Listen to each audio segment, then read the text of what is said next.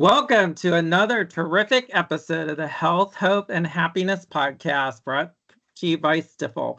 My name is Dan Mucci, and I'm the Director of Marketing here at Child and Adolescent Behavioral Health. And today we're joined once again by two experts in the field of eating disorders from the Emily program. Brittany Davis, the Midwest Senior Regional Director, and Megan Merrells, a registered dietitian. They work closely with youth, including athletes who may be struggling with establishing healthy eating disorders. In the second part of our three-part series today on athletes and their relationship to healthy eating, we're going to discuss a relatively new disorder that is affecting more teenage boys called bigorexia. And so this is going to be, I think, a fascinating discussion and bring a lot of awareness maybe to our coaches, our athletic directors, and hopefully parents as well. So thank you again both for being here. And Brittany, we're going to start off with you again. Just refresh our listeners a little bit with your role at the Emily program and why you enjoy working there. Yeah, thanks again for having us. My name is Brittany Davis. I am the Midwest Senior Regional Director at the Emily program, overseeing the sites in our state of Ohio. By trade, I'm a therapist, started as a counseling student in my master's program and have stayed ever since. So been here almost 17 years. Most of my direct career is with adolescents and families in intensive treatment, and then transitioned to more of a leadership role 5-6 years ago, but really enjoy staying up to speed on all the clinical happenings and interactions with the folks that we treat to make sure that we are growing and adapting with the world and meeting the needs of folks that are struggling with everything like this. And why I do it, I feel like there's such a passion for and a misunderstanding of the severity of eating disorders and the struggle, and how much that bumps up against standard society and social media. And so really just wanting to be the voice and the big mouth in advocacy for the folks out there that are struggling. Thank you, Brittany. And then Megan, again, share with our listeners kind of the same thing, your role at the Emily program and why you enjoy doing it so much. Yeah, so I am the nutrition and culinary manager for Columbus Outpatient, but dietitian by trade, previously worked in higher levels of care. And so I've done PHP and IOP, and I just really enjoy the field because there are so many people that struggle with eating disorders. And just thinking back, even 10, 15 years ago, there wasn't as much support. So being able to help those folks who may have been living with this for a long time, or even just getting into their diagnosis, being a support for them to get to that recovered life. Well, again, thank you both. Before we dive into this topic, again, just another quick note for our listeners. This is the second of our three-part series with the Emily program. Part one was discussing establishing healthy eating habits for those younger youth and athletes. And then our next and final part will be anorexia, which is probably a little bit more familiar to our listeners. It's gotten a little bit more attention. And of course, that's based more with our female athletes. But today, as I said, we're going to focus on probably a relatively newer disorder. This one seems to be focused more on our male athletes. It's called bigorexia. And this episode will be a frank discussion on the healthy well-being for our male athletes. So Brittany, we're going to kind of talk to you first. This kind of fascinates me. I said before, I have a son. Even as a younger athlete myself, way back in the day, I was kind of thin. I tried some weightlifting. It didn't help. I had more of a runner's build. My son, now a young adult, really started to develop that muscle development later in high school, more in college, actually. And so when did the term bigorexia nervosa come into play, and describe what this is for our listeners? Yeah, I mean, it's not something that is, a formal diagnosis where you're going to go to and have an assessment. I think it's more of some of the characteristics that we see with eating disorders in general, not the particular eating disorder, similar to something called orthorexia, which is not in the DSM-5 a diagnosis, but it's something where folks are really, really obsessed with just health and cleanliness. So the bigorexia is just such a intensive focus on being as big from a muscular perspective as possible. It's interesting. I think it's been around in different capacity. It really depends on what society is dictating in the moment and the individual. So something that we see if we look on the female side of things, there typically has been one ideal body type for a long time. And we have the Marilyn Monroe that was very different than, I would say a decade ago. And now, for so long it was just thin. And now we have the kind of Kardashian curves kind of becoming a thing. So there's a sort of two. With males, there tends to be multiple. There is still that anorexia drive for just pure thinness, but there's also the toned or ripped physique. And then there's just the as big as you can get. And it's been around for a while. And one of the things that sticks in my mind is I remember thinking about doing my thesis of my senior year in high school, which was 2002, which was a while ago, on is steroid use to grow muscles an eating disorder? Because really, in a sense, it's doing harmful things, harmful behaviors to impact the way that your body looks, right? And whether it's steroids or whether it's not eating or whether, there's all these different behaviors, but it's something to impact the way that your body looks. And so it's been around for a while. I think the tools and that people have used to meet those needs and the social media impact and what society is saying has probably influenced it more or brought it more to light than maybe it has been in the past. Yeah, I think when I was doing some research for this, actually around 2010 or 2013, maybe it may have been when the term was first used. Yep. But I think, like you said, recently social media and just stereotypes have probably come a little bit more into play. And so kind of caught my attention. And so that's why we're discussing it. So again, Brittany, you're up. For male athletes who have a very unhealthy view of their body and muscles due to body image portrayed, on different platforms, how does this affect their mental health and their viewpoint of themselves?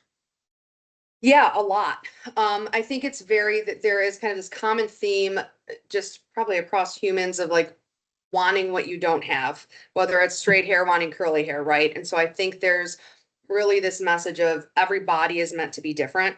We wouldn't, what would a St. Bernard dog have to do to look like a Chihuahua and vice versa, right? It's just not going to work. And healthy is different for every body. And so when there's this obsession with a certain type of body type, especially if your body is not predisposed to look that way, it's going to impact, it's harmful physically.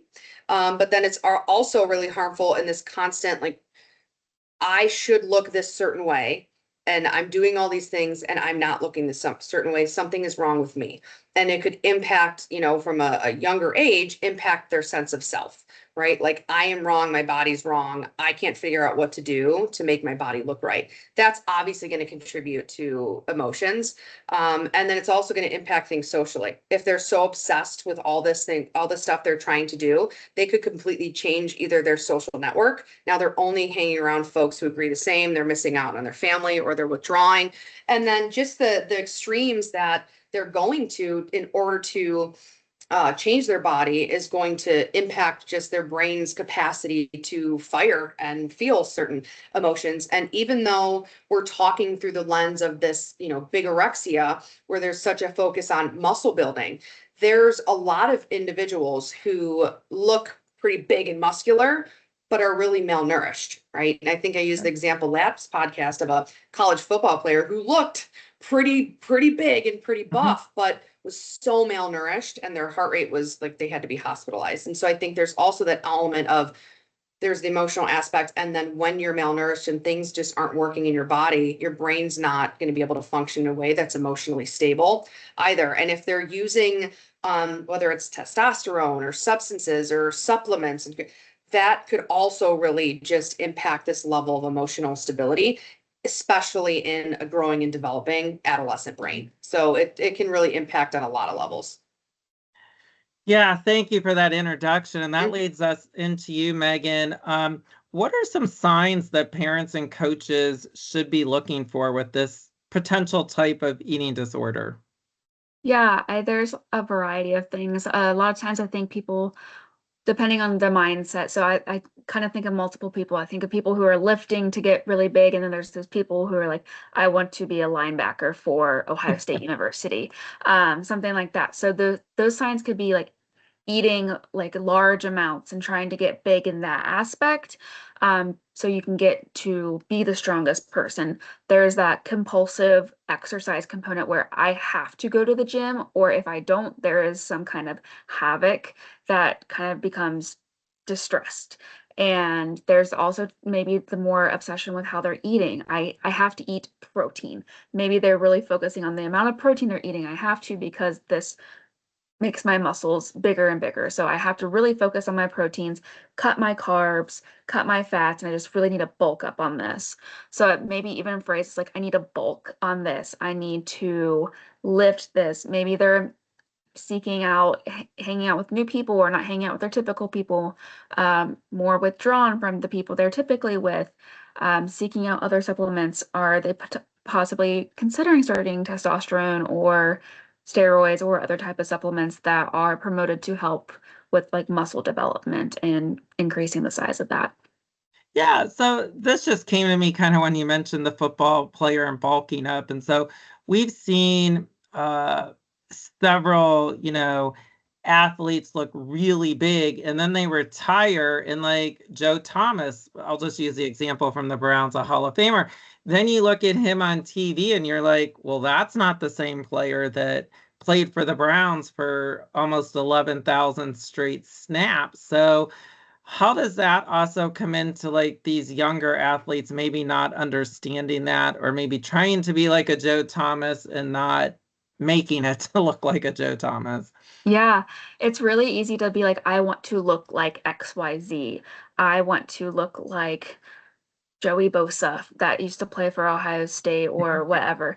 It's very easy to be like, they look awesome, they look buff, they look amazing. They are a collegiate athlete that has a dietitian that is working with them for their intake. They're going to be utilizing their energy a lot more than even like a high school athlete. So even a professional athlete is probably going to be burning more, especially if they're at a different stage of life. Think of a 20-year-old's metabolism versus somebody who's in their late 20s, early 30s, maybe even mid 30s.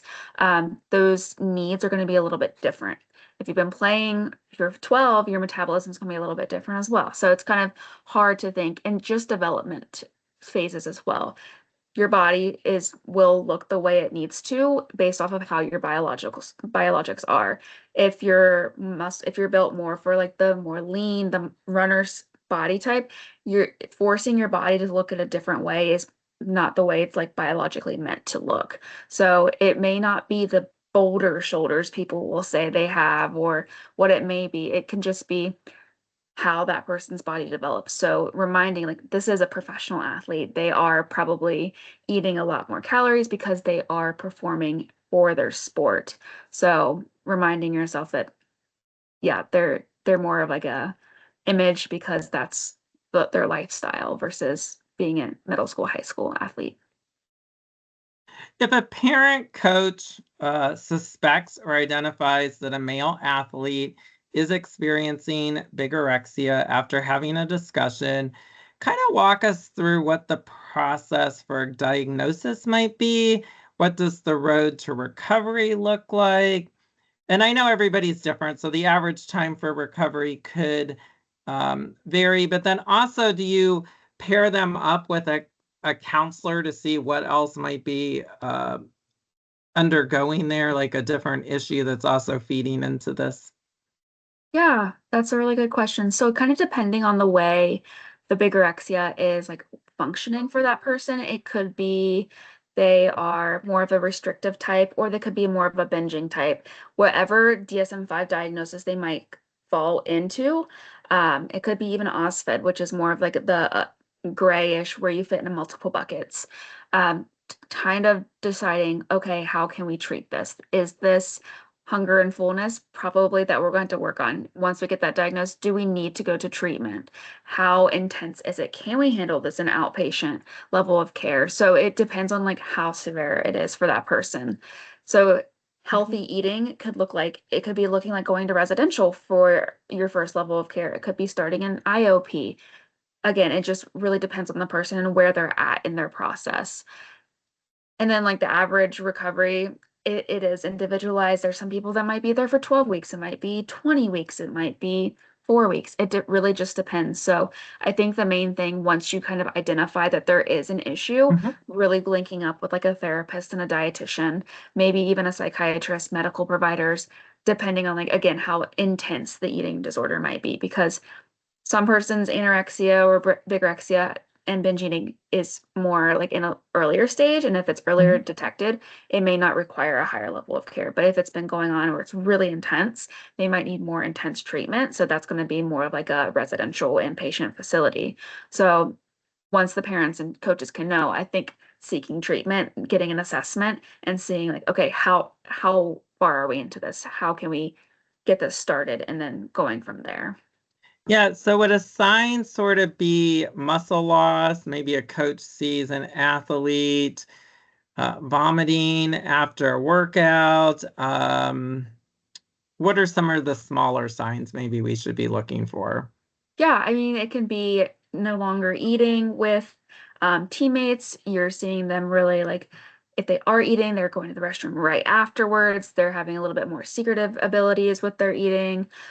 Really focus like, I'll eat after I do this exercise, and then no one really sees them eating. They might start getting more tired. You might start seeing some wasting of in the face, in the arms, legs, whatever it may be.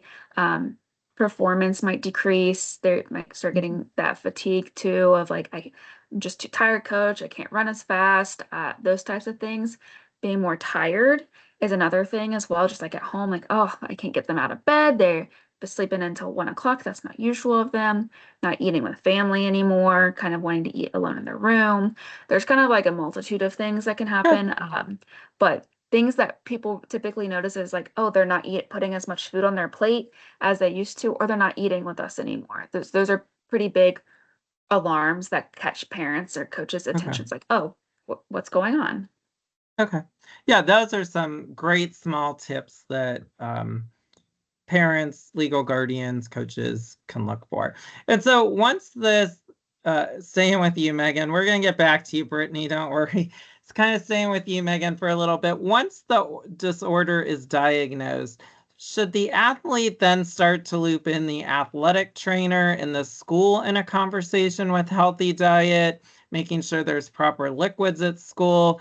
Or, maybe implementing supplements, or due to HIPAA and some other things, do we not loop the school or the athletic trainer in? So what's that look like? So this is actually like a process we're starting to do in Ohio. We have started this with collegiate athletes, but plan on working with high school athletes as well. But the athletic trainer is a very core and essential person for an athlete. So when we think of if somebody gets an injury, the athletic trainer is going to be the person who kind of advocates for them to safely return to that sport. So they do the whole exercises from light to moderate to heavy activity. So that's what we are focusing on. So they are basically injured mentally with the ability to properly fuel and nourish themselves. So we definitely have to have like releases of information. So the ability and the approval from the client to talk to the athletic trainer, but the athletic trainer would be on board. So say we are in like a phase, they're nourishing enough and they are wanting to go and start doing moderate activity. Well, moderate activity is going to look different for a golf player than a volleyball player. Right. So that's going to be out of my wheelhouse. And that is going to be more of the athletic trainer. They're going to know what that moderate, light, and intense exercise for those sports look like. So that's why we're really going to collaborate with them. For the nutrition aspect, I would highly recommend and like encourage the athletic trainer to refer to a dietitian. So the dietitian can do the nutrition, therapy does the therapeutic parts, and the athletic trainer does more of like the sport.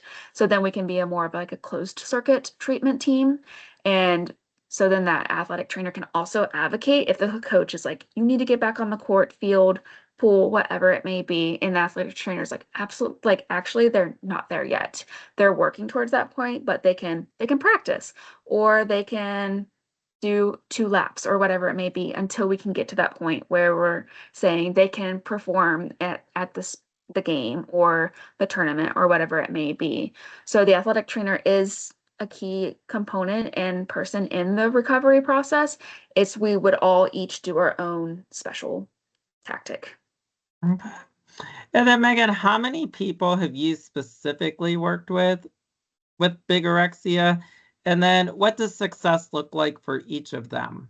Because the success will look different, I'm assuming, for every person. Yeah, I haven't actually specifically worked with people Okay. with bigorexia, but I did speak at a conference, Britt and I did a few months ago for Ohio athletic trainers. And there was actually a coach that came up to me and asked me questions about like, hey, I have these guys on my baseball team and they are talking about wanting to get big and they want to know a specific meal plan to get them more buff so that they can hit harder and things like that. So it's not more so that they're not out there. It's just that I haven't specifically been able to work with them. Athletes I've seen more kind of fit into the anorexia component of like thinner is faster, that kind of mentality versus bigger is stronger. So there are people out there. I feel like this category, so kind of like orthorexia and bigorexia, they both kind of get kind of overlooked sometimes. It's like because of diet culture is like, oh, this is very clean eating, or oh, this is very normalized for boys, men to be buff. So it's not more so like, oh, there's a problem probably with their eating. That's like, oh, they're just like really going to the gym and lifting weights and look how muscular they are. So I feel like this diagnosis is kind of overlooked at points because it's like society is like, oh, it's normalized for people to go and be obsessed with lifting weights and having biceps the size of my head and things like that. So I haven't actually worked with people with this diagnosis, but I'm sure there are people out there that could benefit from treatment. Thanks. Terrific insight. So Brittany, we're going to turn back to you for a little bit here on the mental health side of the disorder. How will this affect the person's relationship with themselves and others? And what are some of the long-term effects of this? Like, kind of reach into that for us a little bit. Yeah, I mean, I think the first thing that comes to mind is social withdrawal. And what we talked about a little bit earlier of how much they are utilizing that as defining themselves and whether they're viewing themselves as kind of worthy or successful versus not, and having that over evaluation on something like that. And looking at it where they might start to interact with their social network in the world in a way that the areas where they are not getting the validation for that, or even folks that are kind of raising concerns, they might start to distance and withdraw from, where unfortunately those might be a lot of people that it would be good for them to be around. And then looking towards the places where they're socially gravitating towards others who are in the same boat and having that level of obsession where they are also then getting that level of validation. And so the obsession is reinforced and they're going to start, spending more time with that network and decreasing the network and the interaction with those who are raising concerns. And then I think from a long-term perspective, it's really how long is it going to go on, right? Like, are they now going to choose a career that is bodybuilding? Are they going to kind of find a new social network when they go to college that's not into it and that kind of tapers off? So the long-term effects that when we're looking at an adolescent and a young adult, to me, it's just such a period, not to panic parents, especially myself, who has 10 and 8-year-old, I'm going into this zone, but it's just there's so much that's growing developmentally, from a nutritional aspect as well as social and emotional. So it can really have long-term impacts depending on how long it goes on. Yeah, and I think, the therapists here at CNA often say, not all social media is bad, but in this case, I feel like, if they find like people, it could be bad as they're forming this network potentially. And of course, we know online isn't always real. Sorry, I didn't mean to interrupt you. Yeah, You're just projecting worries. who you want to be, and that's not necessarily maybe even who you are. So again, sorry for interrupting you there. No, I think you're spot on. I mean, I think it all depends, right? I think we are starting to get some traction where there are positive influences out there.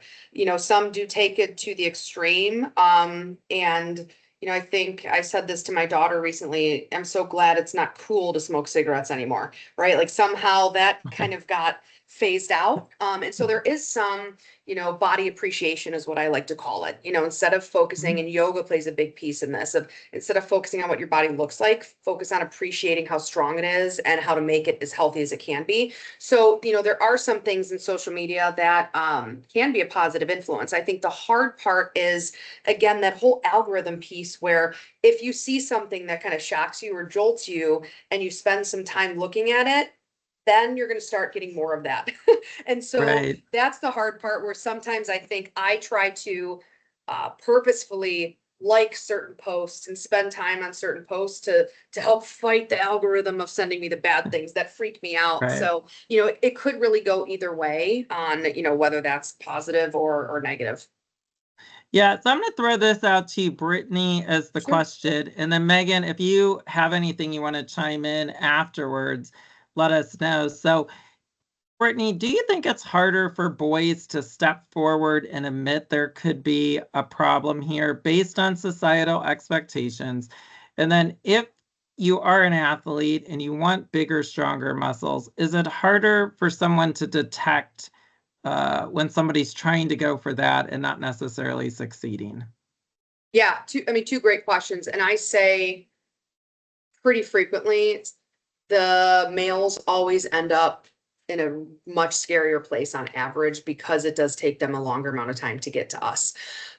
Even when there is clear malnutrition, it still tends to be, it must be something else. It can't be body image or desire to lose weight or purging or anything that's really because of the way the body looks. So they do really come to us less frequent and in a scarier place. I think there's also an element of, not to be stereotypical, but often less likely to ask for help.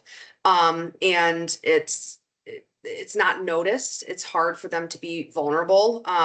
It's also uncomfortable for not only them to come forward, but to say, like, I really care what my body looks like. I think it feels so expected with females, but weird for a male to say as well. And so there's even times, if we look with the sort of bigorexia presentation, it's typically they're not going to be like, oh, they look sick, or are you okay, or you're malnourished. It's going to be like, more, man, they're just obsessed with working out, which, you know, isn't great, but isn't viewed as like, whoa, that's a big problem. It's kind of like they have a, you know, that's their hobby and that's their thing. And then there's also an element of the, I hear this term sometimes too, the glamour muscles, right? Like, are they, that's kind of the athlete piece. Are they trying to be strong? Is it performance based? Or is it those glamour muscles? And so that almost transitions into the athlete piece. Is it harder to detect?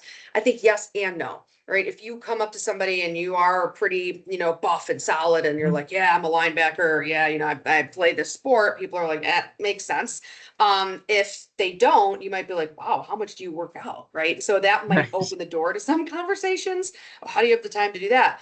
On the flip side, if they really are an athlete, if what they are doing is not fueling appropriately, or not focused on strength and focused more on looks, their performance is potentially going to show that. Right. And so there could be folks, and I think of, again, to go back to the glamour muscles, there's, you know, over the years, I've heard this like, oh, they look like they're so buff, but they really aren't strong. And I beat them in arm wrestling, even though I don't look buff. Right. So I think there's, Right. are the muscles and where they're focusing, is it impacting their performance positively? Or is it just about what they look like? And so when we look at the peers if you are a part of a team, you are going to have peers that are also focused on performance. If what you are doing is very different, that is going to stick out. If all of your peers on the team are doing spaghetti dinners, are, you know, going out after practice or a game, and you're not, that's going to stand out, and that's going to raise some eyebrows. Hopefully you have coaches, depending on the level, that are educated. And even if, like Megan said, we tend to work more with athletic trainers than directly with coaches. But the coaches are going to notice what they're doing is not, is either negatively or not positively impacting their performance, and they're going to question it. So I think, is it harder to detect to the general public? Probably. Is it easier to detect in the context of the team as the athlete? It might actually be a bit easier to detect. Okay. Anything, Megan, you want to add to that? Yeah, I was just thinking, I feel like there is that stereotype that eating disorders are more of like a biological female diagnosis. So if I'm a man, why would I have to come and say I have an eating disorder? I think something to keep in mind too is like I feel like society as a whole has recently started to be focusing more on men's mental health. So I think prior to that, men stereotypically also just kind of like bottled everything up. So there is more awareness now. So hoping this opens like the door to say like it is okay if you have an eating disorder or if you're struggling with body image, because it does not matter like who you are, what you look like, your gender, sexual orientation, whatever you may be. You can have like mental health, and you're allowed to ask for help. So I think that's just something that comes to mind is like it's 2025, and I feel like we're just in the past maybe 5 years we started focusing more on like men's mental health. So that's something to keep in mind. Like previously they would just say like, oh no, I'm fine, I'm fine. I like to go to the gym. Oh, I want to eat lunch in my car today. So those are types of things that it just seemed maybe normal at the time. So now it's like, okay, nope, it doesn't matter who you are. You can struggle with your body, your eating, your all of the things. So just reminding like, okay, you can come to treatment. And again, like Britt was saying, that a lot of times when we do get males in treatment, they are pretty far into the eating disorder and go to a pretty high level of care. So that's where it's like they wait almost to that last moment where it's like this is very like detrimental to your health. So it's not more so of like I'm coming in outpatient. It's they're still having more of a hesitation coming, and then they end up more like an inpatient or residential level of care. Okay. So, Brittany, do you think or can you provide, I know there are, can you provide some coping strategies or mindfulness practices that can help an athlete begin to reframe the view of their bodies? Yeah, I mean, I think the first question I sort of put out there is really doing some thinking around, is it about how your body looks or is it about your performance? Right. And really getting to the bottom of that. And that can help sort of bring some things up. And maybe it's about both, and depending on the day, one more than the other. But that can really help guide if there is a motivation for performance. I think that is, going to drive you one way. I think also I push a lot on, folks look their best when they're healthy. And so looking at what your body, if it's about looking good, you're going to look good when you're at your healthiest. But as I said a little bit before, I really try to, I think there's a lot of talk about love your body and be proud of every part of it. And like, that's great, but nobody is in this country. Sorry. And so I think I try to focus more on what I said about body appreciation. Like, okay, every human is, at least that I've ever met, is not going to love every part of their body. But instead of trying to convince yourself to think your body is perfect, just focus on not beating your body up for what it looks like, but appreciating like, isn't it great you have legs? Isn't it great that your arms are strong enough that you can throw a football, that you can do all of these things? And then there's also like, that's where I lean towards yoga. Now there's a lot of scary yoga out there that is very much just want to look thin and sweat so much and dehydrate yourself. But for the most part, that is, really that's caring for your body. And I think there's also the element of like, we're not trying to say like exercise is wrong and muscles are bad, or, you shouldn't watch at some point what you're consuming. Like all of that is important. And knowing that there's also an impact of isolation and obsession. One of the things that I think of is like having some therapy of just who are you, why, what is driving you towards this, and not even labeling it as like, oh, you have bigorexia, or oh, you have an eating disorder, or oh, you have this. It's, are you happy? Are you happy with all the things and aspects of your body? And if not, like, what are you doing that might be harmful? And how can we help get you to a place where you're happy and healthy, and keep you there? And then one of the things that I think of for this is, and this is going to sound very therapist-like, but what is called the CBT triangle. And so, looking at our thoughts, our emotions, and our behaviors all influence each other. And so if one of those things is not going well, what can you do to change one of the other things that ultimately will have an impact on it? So, if it's everything is driving them, the thoughts and the emotions are driving to just work out all the time and do whatever it is to gain muscle. Sometimes as hard as it is stopping that. And that's where parents and, family and loved ones can really intervene in reducing that. So, I'm a big advocate for the body appreciation, and what looks the best is healthy. And that is different for every individual. Yeah, it's scary out there.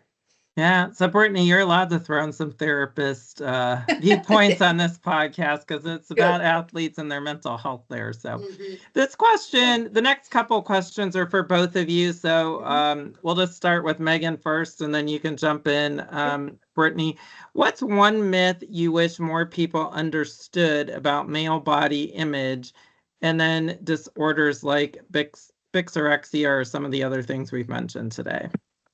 Yeah, I wish more people would understand that it exists and that it can be severe. So, I mean, I know a lot of people are like, oh, females worry so much about their body and they're always focused on their clothes and things like that. But if you watch males as well, they're pulling their clothes off of them, they body check, they do all of the things just like anybody else that you would see within the eating disorder world or disordered eating behaviors.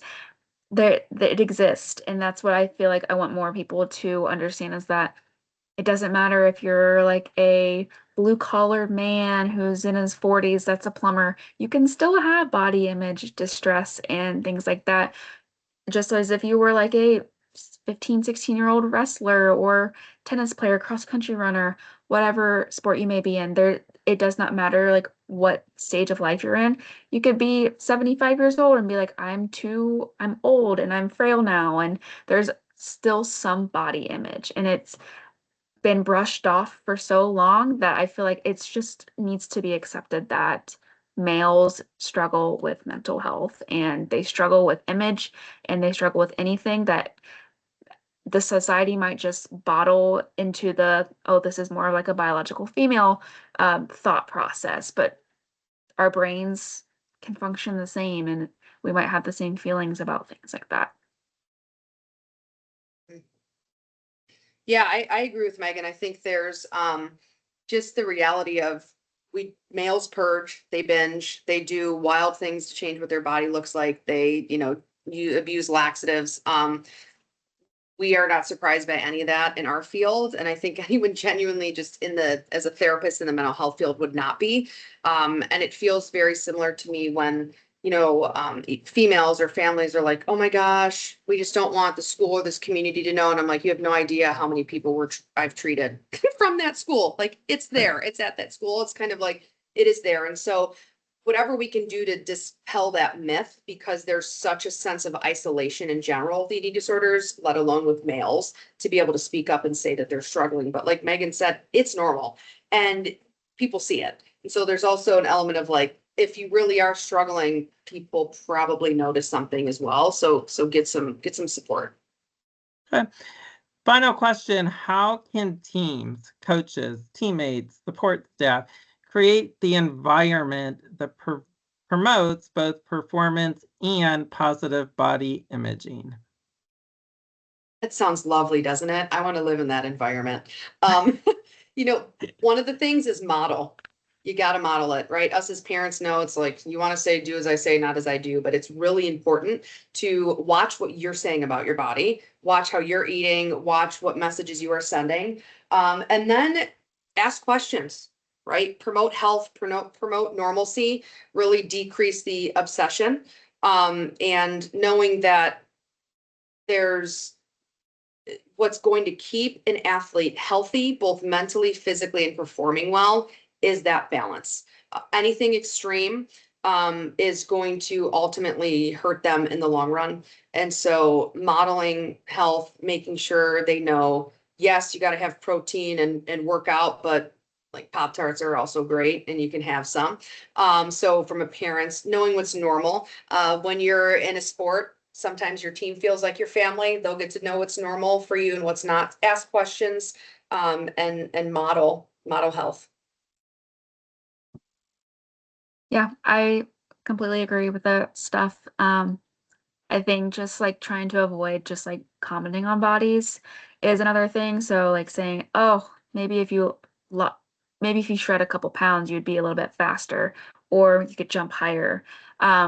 Just maybe unintentional things of like, oh, your jersey's looking a little tight. Those types of things could be comments that are a lot more detrimental to like the mental idea of your own body. So I think if parents don't feed into that, or coaches, just like being mindful of like these are people, like we're all living life. This is our first time living life. So the things we say might be a little bit more hurtful, especially from that population, because we are so close with them. So you're really close with your parents, your teammates, your coach. You feel like that is your community. So when those comments are made about you, it's gonna sting a little bit more than if it was just some maybe Joe Schmo down the street that you've never seen before at Walmart.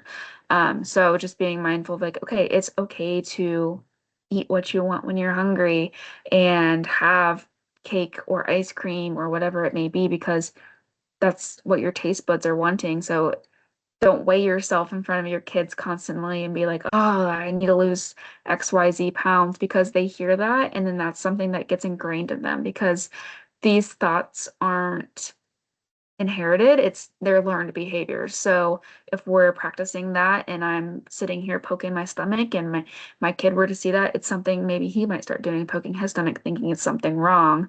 So it's just the modeling behavior, so that if we can model like all foods fit and those types of things and body neutrality, then I feel like it'd be a much happier place. Yeah, it gets back to the first podcast. Brittany said fun food. She likes to give her kids fun food, so you can have the celery and the tomatoes, but also the piece of pie and the donut. So Brittany and Megan, once again, thank you for joining us on the Health, Hope, and Happiness podcast brought to you by Stifel. Great conversation today. Be sure to join us for our final conversation with the Emily program team as we explore anorexia in the context of young athletes. Before I sign off, Brittany, give us the website again for the Emily program and a phone number if somebody suspects there is a problem. Yeah, so I always say the easiest is just to Google the Emily program. It's going to come up, hopefully the first one, and you can actually get online and fill out a referral form there, if you feel weird calling. But you can also reach out to us. The number's 888-272-0742. And if you have questions or hesitation and you're not there yet, there's a lot of resources on the website to give you information about what treatment looks like, or whatever you're struggling with. Well, once again, thank you for joining us. Until the next time when we continue our discussion, I'm Dan Mucci, the Director of Marketing here at Child and Adolescent Behavioral Health, and thank you for listening.